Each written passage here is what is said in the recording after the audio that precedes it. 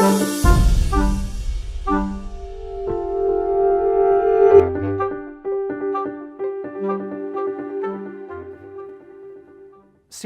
has become the most contentious issue in a deteriorating Russian-American relationship, with President Putin even calling Secretary of State Kerry a liar.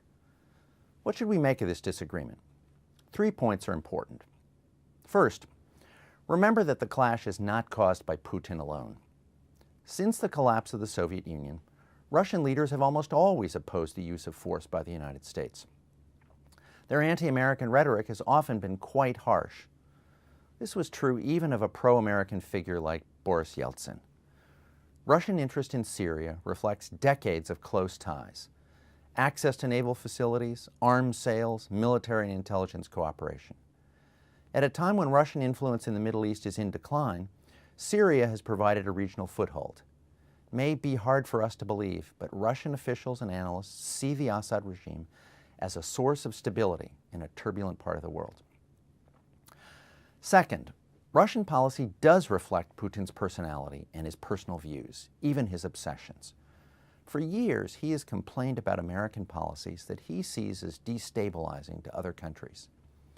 Well-informed Russians believe he's convinced the U.S. is trying to unseat him. They say when Putin accused Hillary Clinton of encouraging demonstrations against him, he really meant it. Putin and those around him talk about the importance of maintaining Russia's sovereignty, by which they mean being able to ignore international criticism. For Putin, Assad is right to oppose outside pressure and deserves support, no matter how brutally he treats his own people. All these factors make Russian policy very inflexible, but, and this is the third point, it's not reckless and it can change. No matter how much Putin enjoys baiting the U.S., he and his generals have no interest in confrontation. They're very likely to resupply Syria, very unlikely to put Russian military personnel in harm's way.